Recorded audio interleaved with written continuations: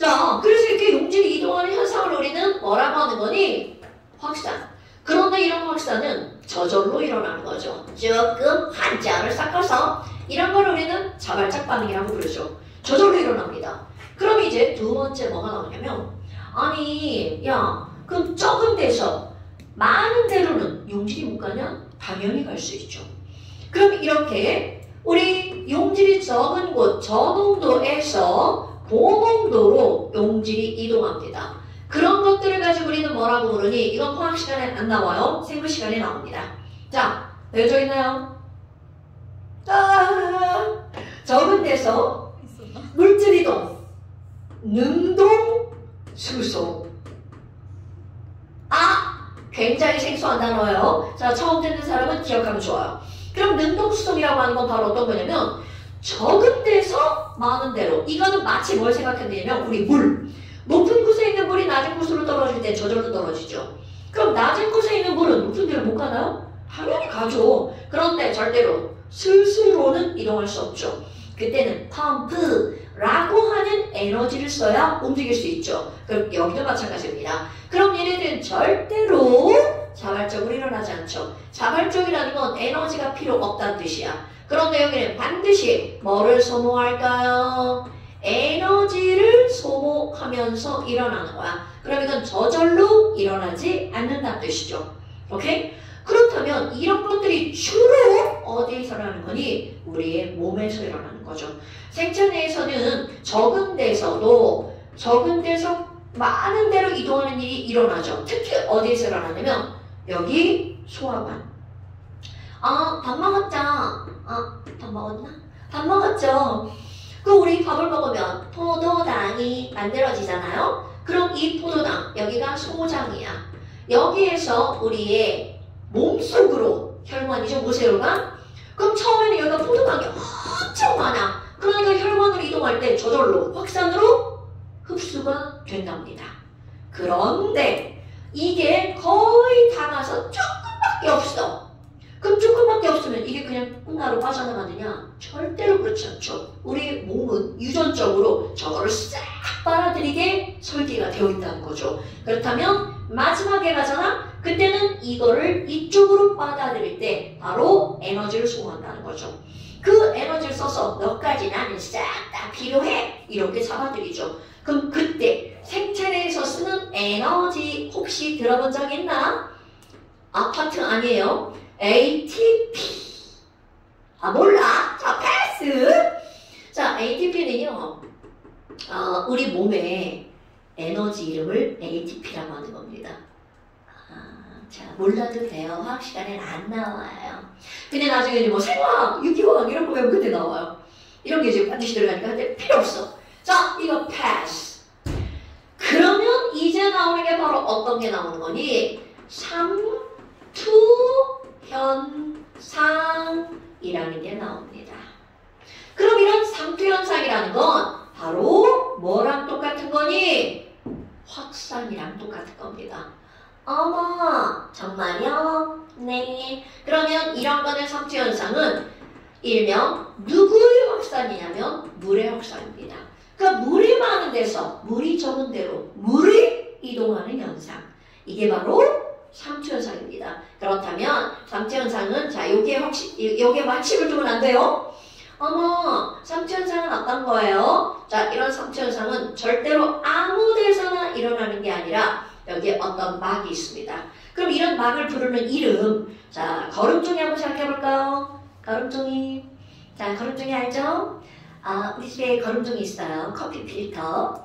그럼 이런 커피 필터에다가 설탕물을 막 타가지고 다 녹이는 거야? 그리고 거기다 부을 거예요. 그러면 그 커피 필터는 설탕도 빠져나가고 물도 빠져나갑니다. 녹은 것은. 그럼 이런 거는 용질과 용매가 모두 다 빠져나가죠? 이런 걸 전부 투과하는 막, 전투막이라고 부릅니다. 근데 있잖아. 얘 구멍 봐봐. 졸라 조그만해. 그럼 여기 왼쪽에나 물, 설탕물을 그릴 거야. 어머, 물이다. 물 되게 조그맣네. 물 분자량 18. 설탕물, 설탕 설탕 분자량 342. 겁나 커요. 저 이쪽에도 와 그림 그리기 어려운데 설탕 뭘 표현한 건지 금방 알겠죠? 저농도 고농도입니다. 그럼 이 얘기는 무슨 얘기냐면 지금 여기 있는 이런 설탕 분자 운동이죠. 그럼 분자 운동에서 나 저기로 가고 싶은데 그때는 구멍에 막힙니다. 나 못 가네. 못 가네? 그런데 여기 있는 물 분자 와, 나 갈 거야. 오, 난 가지는데 그럼 조그만 애는 통과하는데 큰 애는 갈 수가 없어. 그럼 이렇게 그 물질들을 반만 투과하는 이런 걸 우리는 반투과성 줄여서 반투막이라고 부릅니다. 오케이? 그러니까 이런 반투막이라고 하는 건 입자가 작은 건 지나가지만 큰 거는 지나갈 수 없어. 그럼 이런 반투막의 가장 대표적인 게 바로 뭐니? 우리의 세포막입니다. 이런 세포막은 전부 다 반투막이에요. 그러니까 여기다가 설탕을 아무리 부어봤자 설탕은 들어갈 수 없어요. 뭐만 들어가는 거야? 물만 왔다리 갔다리 할 수 있다라는 거죠. 어머나, 아니 그럼 얘네 봐봐요. 설탕은 일단 이동 못합니다. 그렇다면 이제 어떤 일이 벌어지니? 증기압력 내림. 자, 갑자기 증기압력 내림. 여러분, 거기다가 설탕을 넣었어. 물만 날아갈까? 설탕도 날아갈까? 물만 날아가죠. 그럼 설탕은 물이 날아가는 걸 도와준다, 방해한다? 굿자. 같은 설명을 할 겁니다. 와, 여기 있는 물 분자가 가려고 그랬어. 나 저기로 갈 거야. 뭐야? 방해했네? 그럼 여기 있는 물 분자도 나도 갈 거야. 또 방해당했다. 그럼 여기 있는 물 분자, 나는 갈 거야. 그럼 오른쪽에 있는 애들은 방해하는 설탕이 많아요. 그래서 3개 시도했는데 몇 개만 성공한 거야? 하나만 성공한 거야. 그런데 이쪽에 있는 물 분자 볼까요? 그럼 여기 있는 물 분자, 와, 나 갈 거야. 그대로 가버렸죠. 그럼 여기 있는 물 분자, 가야지. 방해받았다. 그럼 여기 있는 물 분자, 나 갈 거야. 그러면 결국 여기는 3개가 시도를 했는데 2개 성공했죠. 물론 내가 자기적으로 설명하는 거죠. 어머나. 그렇다면 이동하는 알짜 물 분자, 당연히 오른쪽으로 가는 물 분자가 더 많아진 거야. 그럼 알짜 물 분자는 하나, 둘이니까 결국 왼쪽에서 오른쪽으로 물 분자가 이동하죠. 그럼 이 얘기는 바로 무슨 말이니? 왼쪽은 설탕이 되게 조금밖에 없죠? 저농도. 오른쪽은 설탕이 되게 많죠? 고농도. 그럼 얘네들이 결과적으로 보면 저농도에서 고농도로 무엇만 이동한 거야? 물만 이동한 현상이 되죠? 그런데 언제까지 이동하는 거니? 왼쪽과 오른쪽에 방해하는 정도가 같을 때까지. 왜? 방해하는 정도가 똑같으면 이동하는 물 분자의 개수가 어때질 거야? 같아지는 거겠죠. 그래서 이것을 결론을 내려서 설명하는 거야. 야, 반투막이 있으면 저농도에서 고농도 쪽으로 물만 이동한대. 그럼 언제까지 그 물이 이동할 수 있니? 양쪽의 농도가 같아질 때까지. 오케이? 그럼 이제 누군가가 야, 상투현상이 뭐야? 라고 물으면 너네들은 뭐라고 설명하는 거니? 저농도에서 고농도로 뭐만 이동하는 거라고요? 물! 용매만 이동하죠. 그래서 그쪽 양쪽에 뭐가 같아지려는 현상? 농도가 같아지려는 현상. 이런 걸 가지고 우리는 상투현상이라고 부릅니다. 많이 되죠? 그럼 상투현상의 가장 대표적인 게 뭐야? 우리 배추에 소금을 팍팍 뿌리죠. 안 해봤죠? 이거 있잖아요. 되게 신기해. 진짜로. 생채를 만들 때 썰잖아. 물을 썰어가지고 거기다 소금 이렇게 살짝 해놓거든요. 그러면 이렇게 희말이 있었던 그 무가 소금이 뿌려지잖아? 아니, 설탕이라고 그러지. 설탕 안 돼. 희산물 큰일 나. 소금을 뿌려놓잖아요. 그렇게 이렇게 해가지고 말랑말랑한 이런 게 됐다는 거지. 왜? 물이 빠져나온 거야. 자, 그럼 상상해봐. 무는 원래도 농도가 있었던 거란 말이야. 그런데 그런데 바깥쪽에다가 고농도의 소금물을 뿌린 거야. 그럼 상대적으로 안쪽이 전홍이 되는 거겠죠. 그러니까 안에 있던 전홍도에서 고농도 쪽으로 물이 빠져나오죠. 그럼 물이 빠져나오니까 애가 흐물거리는 거야. 이런 것들을 우리는 뭐라고 표현한 거야? 절여졌어 라고 표현하죠. 배추절이기, 무절이기. 이런 것들은 실험하잖아요. 너무나 확실하죠. 그럼 우리 사람이 소금물에 들어갔어. 진한 소금물. 그럼 어떤 일이 벌어지는 거야? 내 몸에 있는 물이 바깥으로 빠져나오는 거죠. 탈수 현상이 일어나죠. 자, 그럼 반대로 목욕탕 물에 들어갔어요. 자, 목욕탕 물은 맹물이죠. 그럼 이제 반대 일이 벌어지는 거야. 와, 목욕탕. 나 누워있는 거야. 욕조. 그럼 이번에는 바깥쪽에 있는 물은 완전히 순수한 물이니까, 거의 순수한 물이니까 전홍이죠. 그럼 목욕탕 물에 누워있으면 상대적으로 나의 몸이 고농이네요. 그러니까 이때는 이 바깥쪽에 있는 물이 내 몸속으로 들어가죠. 그럼 거기에 한 3시간 누워있으면 나의 몸이 퉁퉁 불어버린다. 이런 표현 알죠? 그럼 내 몸속으로 뭐가 들어간 거야? 물이 들어간 거죠. 너네 왜? 이렇게 뭔가 물을 오래 만지면 손이 어떻게 돼? 쭈글쭈글해지죠. 자, 이제 잘 대답할 수 있죠? 여러분, 이게 쭈글쭈글해지는 이유는 내 몸으로 물이 들어간 거다? 물이 빠져나온 거다? 물이 들어간 거다라는 거죠. 이거를 배우지 않고 질문하잖아? 물이 빠져나간 거예요! 라고 대답하죠. 그런데 절대로 아니라는 거죠. 우리의 세포막은 다 반투막. 오케이. 어머나! 아니 그러면 이런 거구나. 자, 그럼 삼투압은 바로 뭐니? 이런 현상이 일어났죠? 자, 이 그림을 이제 용기처럼 그려볼까요? 와, 전홍도. 전홍도. 그래서 맨 처음에는 왼쪽 편과 오른쪽 편의 수면의 높이를 똑같이 반투막을 여기에다 설치할 거야. 그리고 왼쪽 전홍도, 오른쪽 고농도야. 그러면 너무나 당연하게 이제 어떤 일이 벌어지니? 똑같습니다. 저농도 쪽에서 고농도 쪽으로 이동하는 물 분자가 더 많죠.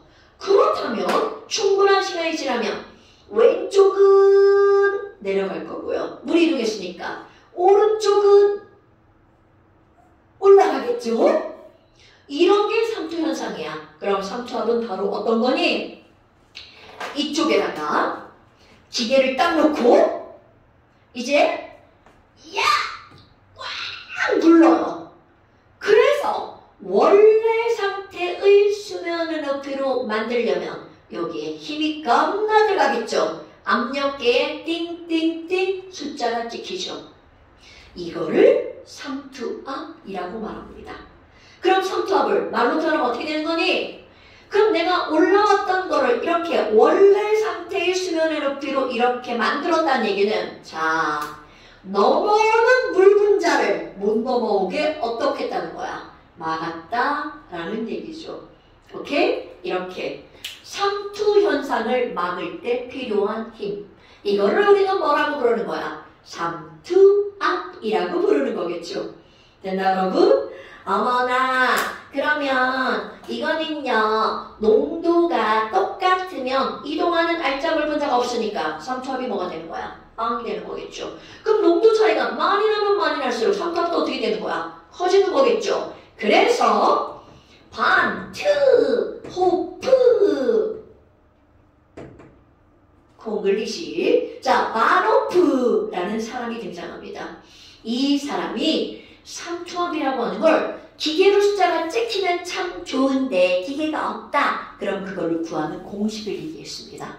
그래서 이런 걸 우리는 뭐라고 하는 거냐면 반호프의 법칙이라고 부르죠. 그럼 반호프라는 사람은 바로 무엇을 측정했다고요? 삼투압을 측정해서 그것을 계산하는 공식으로 만들어버린 거야. 오, 그리고 삼투압이라고 하는 거를 파이라고 써줍니다. 이건 이 사람이 쓴 거를 우리가 존중해 주는 거야. 원래 삼투압은 압력이니까 P라고 해야 되잖아요. 근데 이거는 그대로 씁니다. 삼투압 파이는 아마 선생님이 조금 아까 말하고 있어요. 왼쪽과 오른쪽에 농도의 차이가 0이면 삼투압이 생기지 않는다고 했죠. 그러니까 왼쪽과 오른쪽의 농도가 굉장히 중요한 거야. 그런데 그걸 실험했더니 바로 무엇과 관계가 있었니? 몰롱도와 관계가 있었어요. 그럼 우리는 몰롱도는 M이잖아요. 그런데 이것도 바노프라는 아저씨가 M이라고 쓰지 않았어요. 그럼 뭐라고 썼니? 야, 농도는 뭐니 해도 컨센트레이션이지. 그리고 C라고 씁니다. 옛날에는 그러니까 농도를 다 C라고 썼다는 거죠. 어머나, 그럼 C네? 몰롱도가 C구나. 그리고 나서 얘네들 봤어. 그리고 이제 온도를 측정을 했어. 그때는 어떤 일이 벌어지냐면 여러분, 온도가 높아지면 물 분자 운동이 활발해지죠. 그러니까 압력이 어떨 수밖에 없어. 커질 수밖에 없다는 거죠. 어머, 그럼 여기에 온도 T가 들어가는 거군요. 네, 절대 온도 T가 들어갑니다. 그래서 이거를 계산을 한단 말이야. 측정한가? 계산한가? 이거를 계속 하다 보니까 비례하기는 하는데 똑같은 숫자가 아닌 거야. 그래서 이제 반대로 어떻게 했냐면 측정한 삼투압을 요 값으로 나누기를 했어. 그랬더니 맨날 똑같은 값이 나온 거야. 그게 바로 뭐냐면 0.082. 어디서 많이 들어본 숫자죠? 바로 기체상수 R입니다. 그래서 삼투압을 측정하는 게 아니라 계산할 때는 삼투압 마이너스 CRT 이렇게 계산합니다. 그 다음 C가 뭐야? 몰롱도예요. 그런데 양쪽 수용액의 몰롱도 차이를 대입하는 겁니다. R은 뭐예요? 다 알죠? 기체상수입니다. T는 뭔가요? 당연히 절대 온도죠. 그러니까 이렇게 우리 삼투압 파이는 CRT. 그런데 이거를 공식을 살짝 변형해볼까요? 우리가 알고 있는 또 새로운 거 아니고 알고 있는 뻔한 게 등장을 합니다. 와, 선생님, 몰롱도는요, 용액의 부피분의 용질의 몰수라면서요. 이거를 대입해볼까요? 이걸 여기다 슉 대입합니다. 그럼 삼투압 파이는 V분의 nRT. 여러분, 파이가 P라는 문자랑만 바뀌면 PV는 nRT가 등장하죠. 그러니까 용액과 기체는 완벽하게 똑같은 공식이 유도가 되는 거야. 그럼 뭐야 이거? 아니, 파이 V는 nRT가 나온다고? 그럼 여기다 또 하나 집어넣습니다. 야, 몰수는 화학식량 분자량분의 질량이라며 얘를 또 대입해볼 겁니다. 흉. 그렇다면 어떤 게 유도가 되는 거야? 따라서 자, 미지의 용질의 분자량을 계산할 수가 있죠. 공식 외운 거 언능 한번 얘기해볼까요? 자, 화학식량은 분자량은 뭐 곱하기 뭐분의 P 곱하기 V분의 스몰 W RT 똑같습니다. 단 얘만 뭐로 바뀌는 거야? 파이로 바뀌는 거죠. 그러면 이게 마치 지난 시간에 우리 끓는 점 오름 어느 점 내림을 통해서 미지 용질의 분자량을 계산했죠. 여기도 마찬가지입니다. 미지의 용질을 여기다가 약 5g 넣었어요. 그리고 실제로 삼투압을 기계로 측정하잖아요. 그리고 용액의 부피, 용액의 온도, 기체상수 딱 집어넣잖아. 그럼 그 용질의 분자량이 계산되어 나온답니다. 이렇게 해서 단백질의 분자량, 적혈구는 용액이 아니니까 패스. 대부분 단백질의 분자량을 이런 식으로 계산해냅니다. 왜냐하면 단백질은 고분자이기 때문에 분자량을 알아내기가 어렵거든요. 그러면 지금 이런 것들이 바로 삼투압.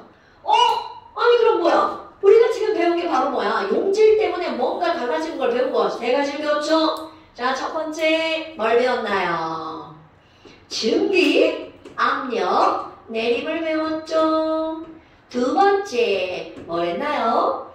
끓는 점, 오름, 어는 점, 내림을 했죠. 그리고 마지막으로 뭐를 하는 거야? 삼투압을 하죠. 그런데 얘네들의 굉장히 중요한 공통점이 있죠. 자, 요거 세 가지는 전부 다 무엇과는 관계가 없죠. 용질의 종류하고는 관계가 없어요. 단지 용질의 무엇하고만 관계가 있다고요? 몰수에만 관계가 있죠. 그런데 이 몰이라고 하는 거에 정확하게 비례하는 거. 자, 중대압력은 무엇에 비례했을까요? 몰 분율에 비례하죠. 끓는 점으로 어느 점 내리면 뭐에 비례할까요? 랄농도에 비례합니다.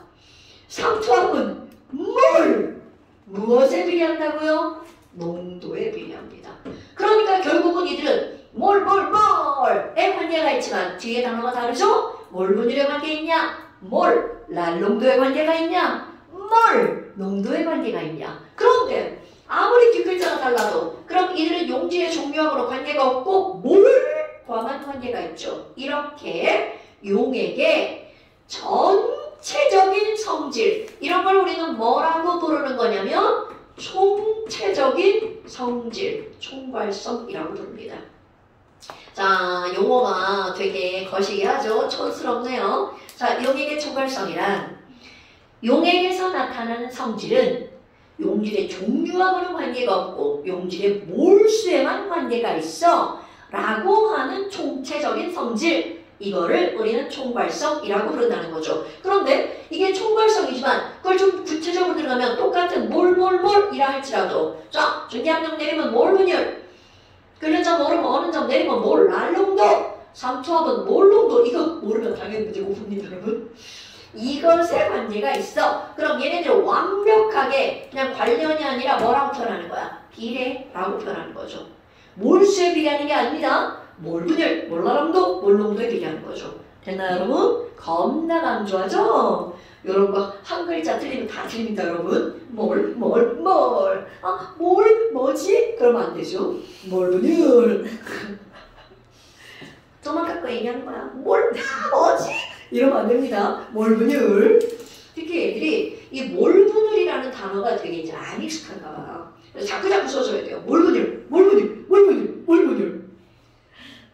어쩌다 이게 쭉 빽빽이 적어버려. 몰분율 한 30분 쓰는 거야. 그럼 몰분율 글자 보고 졸라 웃겨. 나 얼마 전에도 못 느꼈는데 오늘쯤에 뭘 계속 똑같은 글자 썼어. 아 이거 뭐야 이거. 아 머리 아파. 니네 엄마만 한 20번 써봤잖아? 엄마가 이상한 글자가 되어버려. 그런 거 경험한 적 없어? 내가 물을 계속, 물 멋지다가 물을 계속 썼어. 뭐지? 물이 뭐지? 그런 느낌 받은 적 없단 말이야? 티그시나 피드로모 훨씬 그래. 그래 내가 뭘 썼는지 몰라. 뭐지? 그거 무슨 그림이 되고 증상이 있어. 그걸 일컫는 말이니까 나만 그런 게 아닌 거야. 엄마가 이상해진다니까? 왠지 어색하게 느껴. 맞아. 이게 뭐지? 이상한데? 뭐 이런 거. 자, 그래서 이제 우리 여기까지 했고요. 그 다음에 27쪽 오른쪽에 있는 건 pass. 자, 옛날 교육과정에 나오는 거고요. 와, 그 다음에 이제 새로운 거 등장하네요.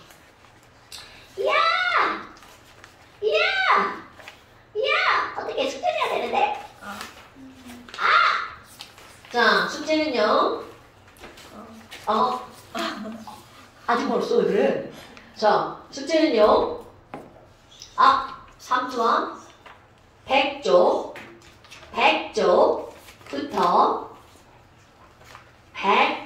105쪽까지.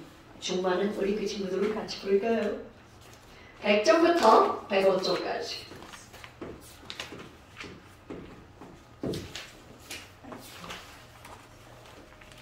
(100쪽부터 105쪽까지) 3점은 문제가 훨씬 더 쉬워요. 다른 것들보다. 원래 이렇게 두 번씩 듣는 거야? 처음과 끝? 습관 약간. 습관. 그래, 잘 보이긴 하지. 네. 자, 그 다음에 이제 화학 반응과 엔탈피. 화학 반응과 엔탈피. 반응 엔탈피. 겁나 쉬운 거 등장합니다. 쉬워? 쬐끔 쉬어. 앞에서는 쉬워. 쬐끔 쉬어. 칠판 치우는 동안. 그 다음에 이제 그리고 나오는 게 뭐가 나오냐면 엔탈피. 왠지 엔탈피라는 단어를 썼어. 굉장히 뭔가 있어 보이는 단어잖아요. 엔탈피. 그럼 도대체 도대체 엔탈피가 뭐지? 이렇게 물으면 그냥 엔탈피는 에너지예요. 근데 우리가 이제 생각을 할 때 우리 9시 반 시험 봐가지고 틀린 거 하나당 100원 10개 틀린 거예요? 아니 이제까지 모은 게 한 5,000원쯤 되네요. 돈 없다 지금 반지 놓고 갔어요. 장물이야. 그러면 여기는 이 돈을 한번 예를 들어 봅시다. 자, 이 돈이라고 하는 이것은 과연 에너지를 갖고 있는가? 딱 보면 여기 뭔 에너지가 있나? 싶지만 이들이 갖고 있는 에너지는요. 일단 돈이라고 하는 것은 종이로 이루어져 있잖아요. 그럼 종이는 C원자, H원자, O원자가 기본으로 들어가 있습니다. 그럼 이건 원자들과 원자들이 결합하는 결합에서의 에너지. 또 원자 안으로 들어가면 전자와 원자 핵 간의 에너지. 핵 안에서 양성자와 중성자의 에너지. 양성자를 깨면 쿼크 간의 에너지. 또 깨면 어쩌고 무한정 많은 에너지가 있다는 거죠. 그렇다면 우리는 네가 에너지가 있다는 건 알아. 그럼 누군가가 그래서 얼만큼 있어? 라고 묻잖아요. 정답. 몰라. 이게 정답입니다, 여러분. 에너지가 있다는 건 알지만 얼마만큼이 있는지 그들의 에너지의 절대적인 양을 측정할 수 없다. 그런데 또 이거야. 에너지 있는지 어떻게 알아요? 증명해봐요. 이것을 증명하는 가장 쉬운 방법이 바로 뭐냐면 태워보는 방법입니다. 얘를 태워봐. 아유 열나네. 열 에너지가 멈추게 되죠. 그러니까 얘가 열 에너지를 내보낸다는 건 결국은 에너지를 갖고 있었다는 얘기죠. 자, 그럼 너네 봐봐. 이것의 에너지를 확인하는 가장 좋은 방법이 뭐라고요? 태우는 거. 그래서 우리 엔탈피라는 단어를 이거를 기호로 쓸 때 그럼 엔탈피 하면 2로 쓸 것 같잖아요. 근데 그렇지 않다는 거죠. 이것을 증명하는 가장 기본적인 방법이 태워서 나오는 열을 확인하는 방법이야. 그래서 안 돼. 소중한 거야. 조만할 때 아이스크림 먹기로 했어. 이걸로.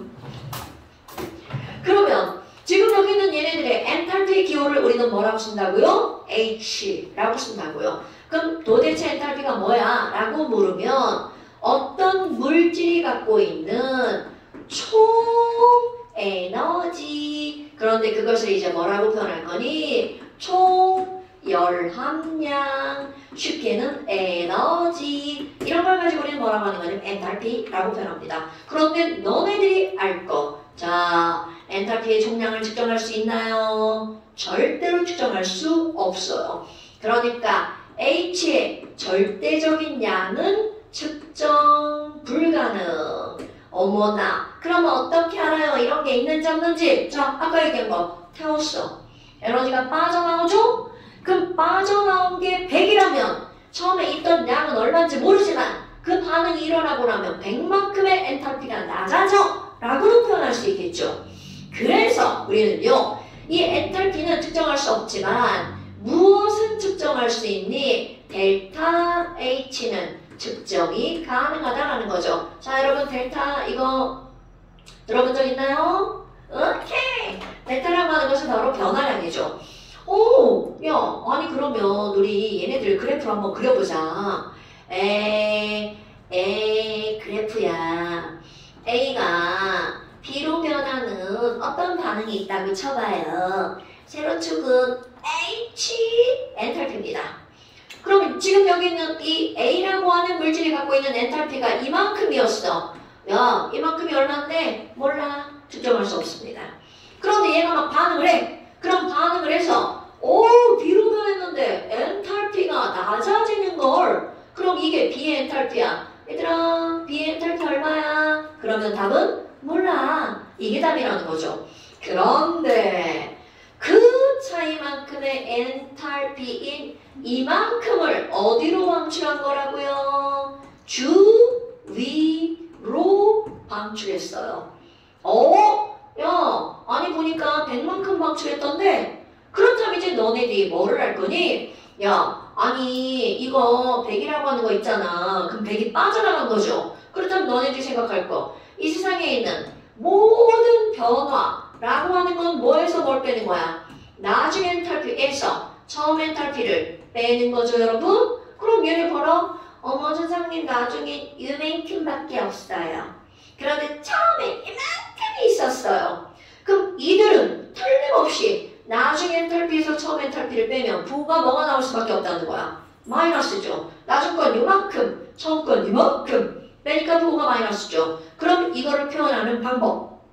야, 아니 부가 마이너스잖아. 그럼 이건 무슨 말이야? 열이 나갔구만. 그럼 여기에다 그대로 씁니다. 얘들아, 열이 나갔잖아. 얼만큼의 열이 나갔다고요? 100만큼의 열이. 그럼 마이너스 100이네요. 그럼 이거를 표현할 때 엔탈피의 변화량이 마이너스 100이야. 즉 나중에 엔탈피에서 처음 엔탈피를 뺐더니 100만큼이 나갔어. 100만큼이 나갔어. 그래서 이런 반응을 우리는 무슨 반응이라고 하는 거니? 100만큼의 열이 발생해서 나갔어 라고 하는 무슨 반응이라고 부른다고요? 발열 반응이라고 부른다고요. 그럼 이거를 그대로 표현하는 거야. 이거 좀 여기다 쓸게요. 자, A가 B로 변할 때 100만큼의 열이 나갔어요 라는 걸 표현해야 되잖아요. 그럼 쉼표 옆에다 이렇게 씁니다. 야, 델타 H가 마이너스 100이야. 그렇다면 이걸 읽어주는 방법. A가 B로 변할 때 100이 나갔어. 이런 뜻이라는 거죠. 그럼 이거를 보고 딱 알 수 있는 거고, 나갔어? 그럼 A의 엔탈피랑 B의 엔탈피는 누가 더 많아? 당연히 A가 되겠죠. 왜? 나갔으니까. A의 엔탈피가 당연히 많겠죠. 그럼 표현 방법은 바로 이렇게 표현하는 거야. 그런데 또 다른 표현 방법. 너무나 당연한 거. 아니 그럼 선생님, B의 엔탈피에다가 100을 더하기 하면 누구의 엔탈피와 같아지는 거야? A의 엔탈피와 같아지는 거죠. 그러니까 표현할 방법. A 화살표 B죠? 그리고 뒤에다가 더하기 100 이렇게 쓰기도 한다는 거죠. 그럼 이 표현과 이 표현은 표현 방법이 똑같은 거죠. 오케이? 같은 걸 의미하는 거잖아요. 그럼 이 말은 무슨 말이야? 자, 볼까요? 야, B에다가 100을 더해야 A하고 같아진대 글쎄. 에휴! 그럼 엔탈피 누가 더 많은 거야? A가 더 많은 거지. 그래 결국은 같은 걸 표현하는 것만 조금 다르게 표현한 거죠. 그런데 어머 선생님, 그런데 이 주의 봐요. 아니 A가 B로 변하면서 막 반응을 했잖아. 막 반응을 했더니 쓰레기가 이만큼 나왔어. 100 집 밖으로 휙 던진 거야. 오케이? 그러니까 결국 이 100이라는 열은 A가 B로 반응하면서 쓰고 남은 열을 내보낸 거야. 그런데 갑자기 주인은 가만히 있다가 100의 열이 내가 주인이라고 쳐봐. 갑자기 니네들이 막 반응하더니 100의 열을 나한테 버렸어. 그럼 나는 가만히 있다가 열 맞은 거죠. 그러니까 내 온도가 어떻게 돼? 훅 뜨거워질 수밖에 없죠. 자, 그럼 이 말은 무슨 말일까요? 어떤 반응이 일어나면서 발열 반응이 일어나면 주위의 온도는 어떻게 될 수밖에 없다고요? 상승할 수밖에 없다고요. 너무나 당연하죠. 어머, 그럼 선생님, 이제 너네들이 가장 헷갈려하는 거야. 선생님, 그럼 A하고 B는 온도가 어떻게 되는 거예요? 자, 여러분, 내가 좀 할까? A가 B로 변했더니 쓰레기가 이만큼 나왔어. 라고 변했죠. 그래서 쓰레기를 버렸어. 그럼 우리 집에 있는 청소를 해서 쓰레기를 버렸어. 그럼 우리 집이 가난해지나요? 절대로 아닌 거죠. 반응하고 쓰고 남은 걸 버린 거야. 그러면 자 1단계 A가 B로 변하는 이 공간이 있어. 이게 A가 B로 변하는 거야. 이거를 전문용어 시스템이라고 부릅니다. 한글로 바꾸면 개라고 하죠. 개. 세 개. 시스템 개입니다. 그럼 이 개에서 반응해가지고 자 주위로 열을 휙 내보낸 거야. 그럼 1번 주위의 온도는 어떻게 됐다고요? 올라갔어요. 그런데 2번 자 이게 중요한 거야. 2번 걔는 쓰고 남은 열을 내보냈기 때문에 1단계 온도는 불변. 그런데 3번 충분한 시간이 지났어. 그러면 얘는 둘이서 열의 평형이 이루어지죠. 그러니까 결국은 둘은 처음보다 온도가 어떻게 될까요? 올라가겠죠. 오케이? 그럼 맨 처음에 온도를 10도씨라고 한번 해볼까요? 그럼 여기는 온도 그대로 10도씨였었어. 그런데 얘는 온도가 50도씩 올라갔네. 그러면 10도와 50도의 열평형이죠. 그러니까 충분한 시간이 지난 후, 충분한 후 시간이 지난 후에요. 얘네들은 온도가 처음보다 어떻게 될 수밖에 없다고요. 올라갈 수밖에 없다고요. 그런데 이제부터는 이런 과정 다 생략합니다. 그냥 주위의 온도가 올라가면 전체가 올라가는 거야. 주위의 온도가 낮아지면 전체가 낮아지는 겁니다. 그럼 결론이 뭘까요? 너네들이 알아야 되는 결론. 여러분, 발열 반응이 일어나면 온도가 어떻게 된다고요? 올라간다고요. 이게 가장 대표적인 게 뭐야? 태우는 겁니다. 장작을 막 졸라 태워. 그럼 장작이 막 타면서 열을 나한테 내보내죠. 나 뜨거워지죠. 그럼 장작은 처음 가요. 막 타고 있는 장작이 아이 차가워 막 일어나요. 말도 안 되죠. 그러니까 발열 반응이 일어나면 모두 다 뜨거워진다는 거야. 지금 선생님 여기다 겁나 열심히 막 정성 들여 설명하고 있는 거예요. 우리 분량분들이 자꾸 헛소리 해가지고요. 무슨 헛소리인지 얘기하지 않을 거예요. 너네 또 그런 헛소리 할까봐. 자, 그래서 발열 반응이 일어나면 걔도 뜨거워지고 주위도 뜨거워집니다. 그러니까 모두 뜨거워진다는 얘기가 되겠죠. 어머, 그럼 선생님, 흡열 반응이 일어나면 어떻게 되는 거예요? 당연히 반대로 설명하겠죠. 다음 시간 시험에는 흡열 반응 그래프, 발열 반응 그래프 그리는 게 이제 시험에 나옵니다. 와우! 그러면 발열 반응이 저랬어. 그럼 흡열 반응은 어떻게 될 거니? 자, 여기 X가 있었네요. 그런데 얘가 주위에서 나 열을 흡수할 거야. 그래서 이 열을 가져다가 막 반응했었어요. 그리고 Y로 확 변했어.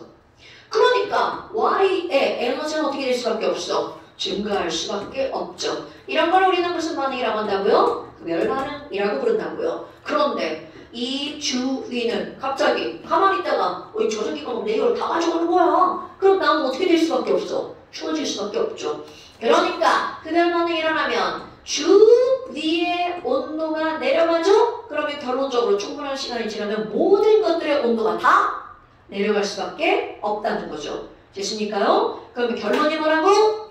온도가 올라간다는 건 발열 반응이 일어났다는 증거. 그러니까 나 추워. 뜨겁게 만들고 싶다. 그럼 여기서 무슨 반응을 일으키면 되는 거야? 발열 반응을 일으키면 되겠죠. 냉장고 아니지. 에어컨. 나 졸라 더워. 그럼 나 차갑게 하고 싶어. 그럼 제가 내 열을 다 가져가면 되겠죠. 흡열 반응이 일어나면 되겠죠. 됐습니까? 이것은 화학 1에서 맨 마지막 단원에 나오죠. 개정교육과정에는 사라졌어요. 통합과학으로 내려갔습니다. 그러니까 어려운 내용이 아니죠. 물론 통합과학에서는 이렇게 막 엔탈피 이런 말 쓰지 않아. 발열 반응이 일어나면 주위 온도 상승한대. 끝. 흡열 반응이 일어나면 온도가 떨어진대. 끝. 이렇게 되는 거죠. 그러면 사실 시험 때 거꾸로 나옵니다. 막 무슨 반응이 일어났는데 손이 겁나 시려워. 차가워졌어. 그럼 여기서 무슨 반응이 일어났니? 흡열 반응이 일어났어. 이거를 아는 게 포인트인 거죠. 어머나. 그럼 뭐야? X가 Y로 변했어. 그럼 델타 H를 이제 뭐라고 할 거니? 자, 해볼까요?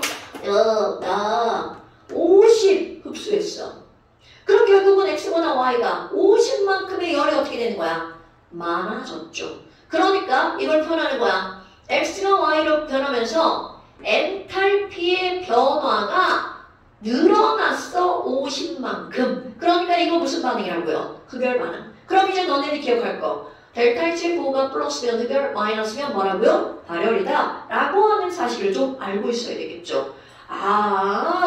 별것도 아니구만. 그렇다면 이렇게 화학 반응이 일어났어. 화학 반응이 일어났어. 그럼 열이 나가거나 화학 반응이 일어났어. 열이 들어오죠. 그럼 내가 지금 화학 반응이라고 했지만 화학 반응뿐만이 아니라 여기 앞에 모든 반응이 일어나잖아요. 열의 출입이 일어납니다. 그렇다면 이렇게 열의 출입이 일어나는 그런 열을 우리는 뭐라고 부르는 거냐면 반응열이라고 부릅니다. 자, 반응열은 어떤 화학 반응에서 나가거나 들어오거나 이렇게 출입하는 열, 이런 걸 우리가 뭐라고 불러준다고요? 반응열이라고 불러준다고요. 선생님, 그러면 모든 반응이라고 했으니까 모든 반응 옆에 이런 거 써야 되나요? 당연하죠. 화학들을 배운 이후부터는 꼭 써야 됩니다. 그럼 그럼 저렇게 화학 반응식에다가 10가지 써놓은 반응식 이런 걸 우리가 뭐라고 부르는 거냐면 열을 써놓은 화학 반응식, 열화학 반응식이라고 표현을 하죠. 그럼 화학 반응식에다가 뭘 쓴 거야? 당연히 델타 H 꼭 써야 되겠죠. 그리고 또 써야 되는 게 있습니다. 내가 지금 모든 반응이라고 했잖아요. 그럼 모든 반응 중에 중학교 과정에서 배운 거 고체, 액체, 기체 상태가 변하는 반응도 열의 출입이 따르는 거죠.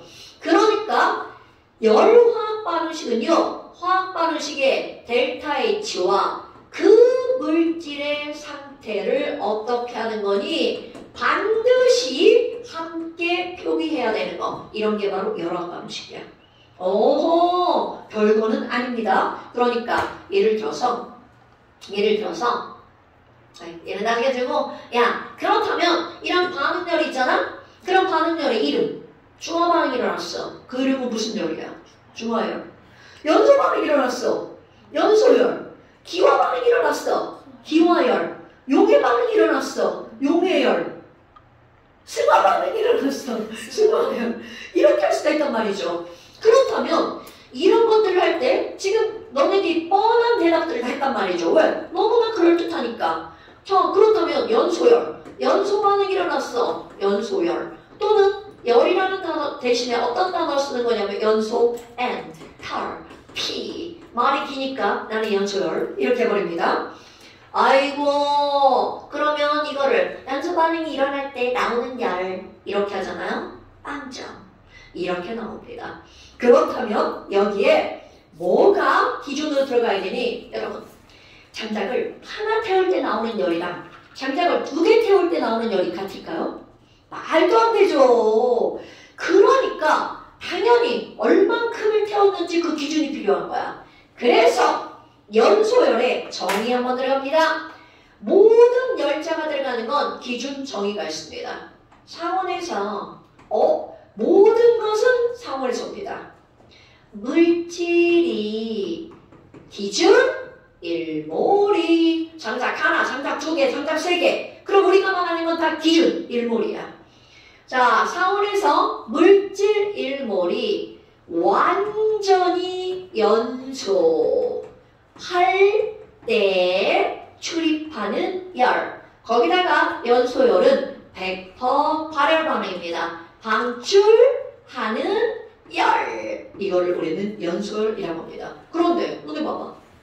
상온에서 물질 1몰. 이거 빼고는 너무나 당연한 말이잖아요. 그럼 선생님 중화열은 뭐예요? 자, 단어들이 다 너무 당연한 말들이죠? 중화열은 있잖아. 상온에서 H 플러스 1몰과 OH 마이너스 1몰이 반응해서 물 1몰이 생성될 때 열. 이렇게 정의가 들어가는 거야. 그럼 너무 뻔하잖아요. 그런데 그 뻔하지 않은 것들이 하나가 나옵니다. 그래서 오늘의 핵심 포인트. 바로 생성열입니다. 선생님. 그럼 이것처럼 상온에서 물질 1몰이 생성될 때 열 이렇게 하면 되는 거 아닌가요? 당연하죠. 그런데 문제가 뭔지 알아요? 여러분, 나한테 야, 에탄올의 생성열이 얼마야? 라고 묻잖아? 에탄올의 생성? 그럼 에탄올을 만드는 거구나? 그럼 나한테 야, 너 에탄올 어떻게 만들어? 그럼 나에게 그런 걸 묻는다면 그건 말이야. 쌀을 준비하고 누룩을 준비하고 단지에다가 걔네들 넣어놓고 아랫목에다가 이불을 푹 씌워두면 며칠이 지나면 거기서 술이 만들어져. 우리 엄마가 하던 방법이죠. 옛날에 그 술 한번만 들어가 방에 그냥 술 냄새가 퍼집니다. 그럼 거기서 이제 막 뭔가 그렇게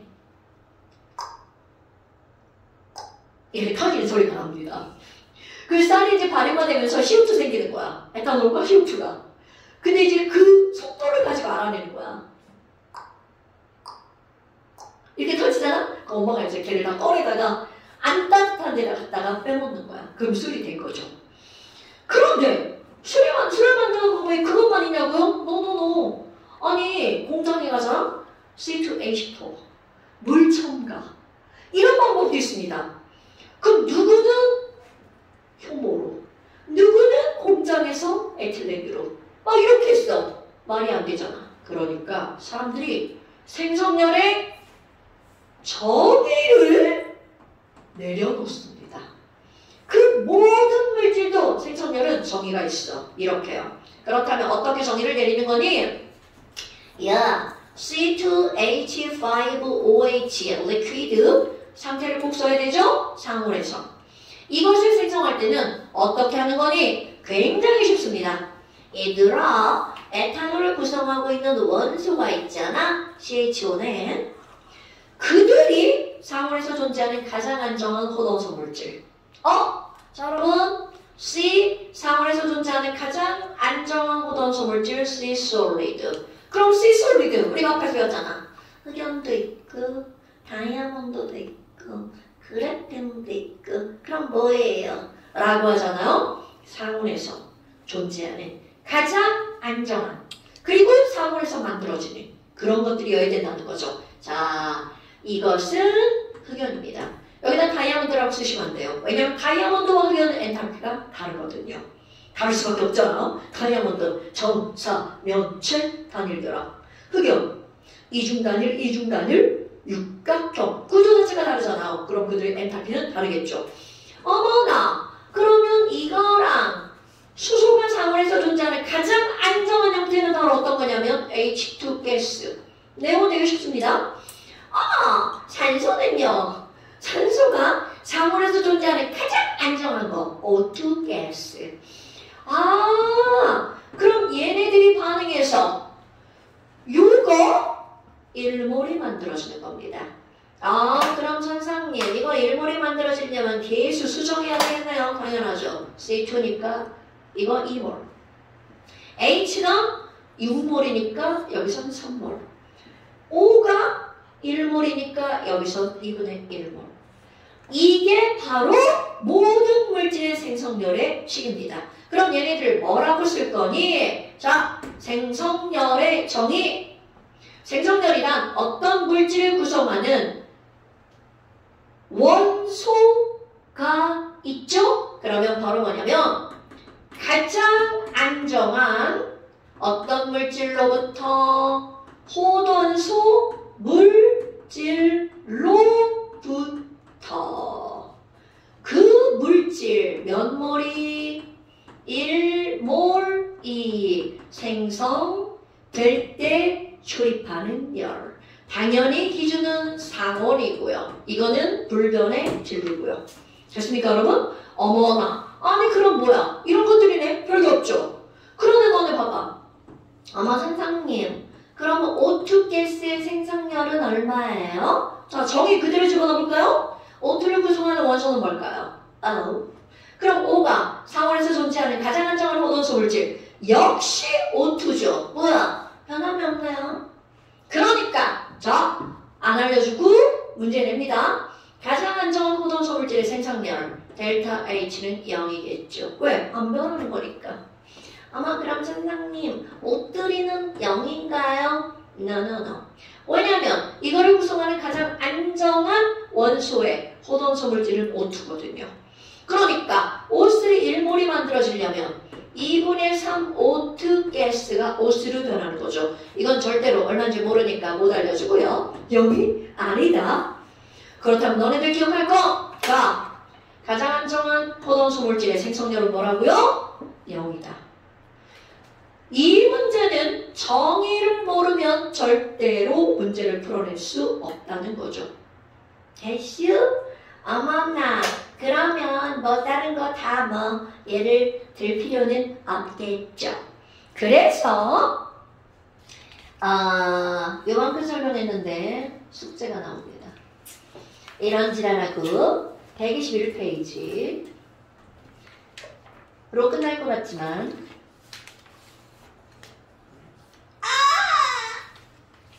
얼마 안 되네. 네? 어머! 왜 이렇게 많지? 이런 129페이지 129페이지까지 숙제. 너무 많다. 아니 근데 이거 어쩔 수가 없어. 여기는 거죠. 너 뭐라고? 너 다 돼 있는 거야? 이러면 안 돼. 이런 거 몇 번 못 또? 몰라요. 빼래.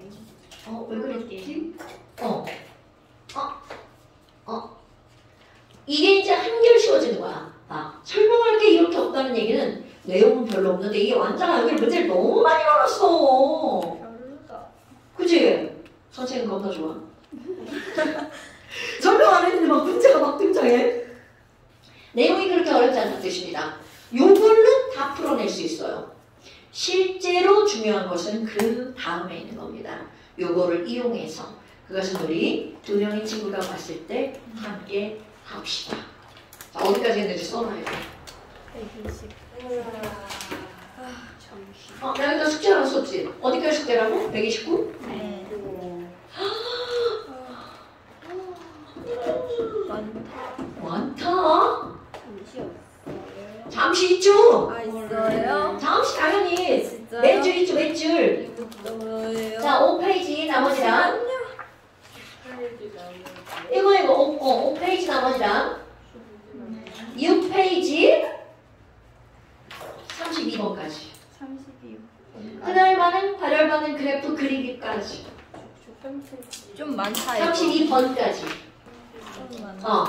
자, 잠시 5페이지랑 6페이지 32번까지.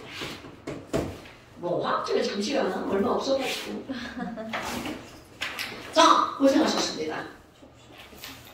고생하셨습니다. 네, 최소